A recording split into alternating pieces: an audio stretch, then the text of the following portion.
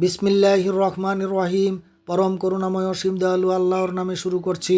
সর্বপ্রথম মহান আল্লাহর দরবারে শুকরিয়া আদায় করিতেছি যে মহান আল্লাহ আমাদের আশরাফুল মখলুকাত মানুষ বানিয়ে এই দুনিয়ায় পাঠিয়েছেন।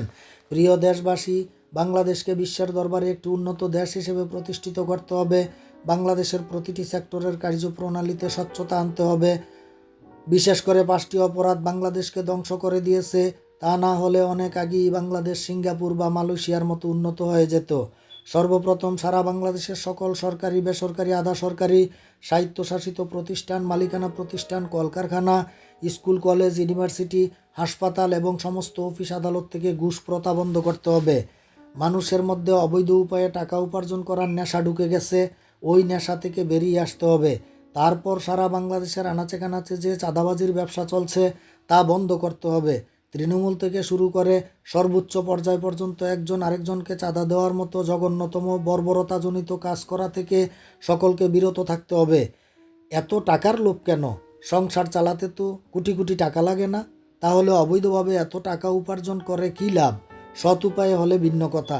তারপর প্রতিটি নির্মাণ কাজে টেন্ডারবাজি কেন করতে হবে? যেমন নির্মাণ প্রকল্প, রাস্তাঘাট, ব্রিজ, ওভারব্রিজ, খাল, বিল, নদীনালা খনন প্রকল্প, পানি, বিদ্যুৎ, গ্যাস প্রকল্প, পানি নিষ্কাশন ড্রেন প্রকল্প, বিল্ডিং কনস্ট্রাকশন প্রকল্প, ক্রীড়া প্রকল্প এবং সারা বাংলাদেশের যত রকমের প্রকল্প আছে সেখানে টেন্ডারবাজি কেন করতে হবে? সরাসরি কন্ট্রাক্টরদের প্রকল্পের বাজেট অনুযায়ী কাজ করার জন্য নিয়োগ প্রদান করবেন, আর তাদের কাজ তদারকি করবেন সরকারি প্রকৌশলীগণ। এখানে যাতে কোনো রকম দুর্নীতি না হয় সেই দিকে কড়া নজরদারি রাখতে হবে।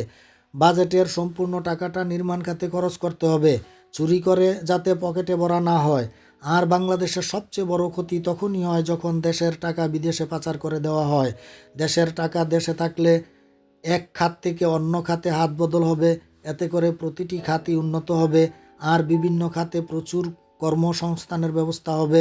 সাথে সাথে বাংলাদেশের মানুষেরও উন্নতি এবং দারিদ্রতা দূরীকরণ হবে। যার যার বেতন দিয়ে সে জীবিকা নির্বাহ করবেন, চুরি করে বা ঘুষ নিয়ে নয়। তারপর ব্যবসায়ীদের কেন সিন্ডিকেট করে দ্রব্যমূল্যের দাম বাড়াতে হবে?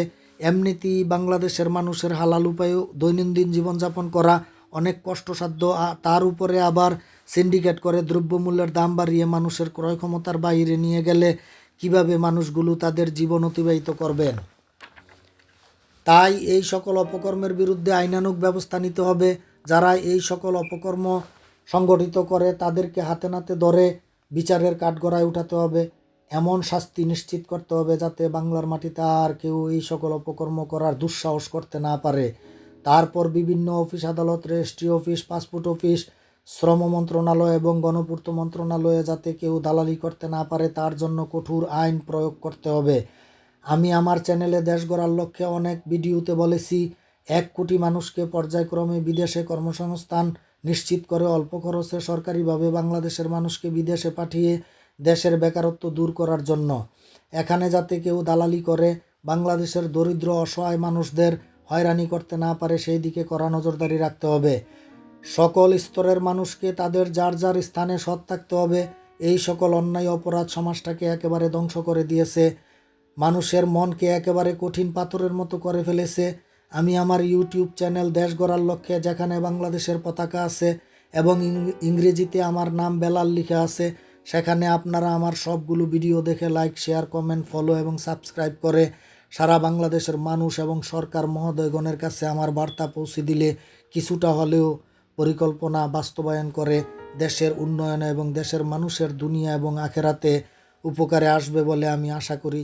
তবে অসৎ উপায়ে কোটি কোটি টাকা আসবে না, যেই টাকার জন্য পরকালে কঠিন শাস্তি পেতে হবে। ভুল ত্রুটি হলে ক্ষমা সুন্দর দৃষ্টিতে দেখবেন। ওমা তৌফিক ইল্লা বিল্লাহ। আসসালামু আলাইকুম রহমতুল্লাহ।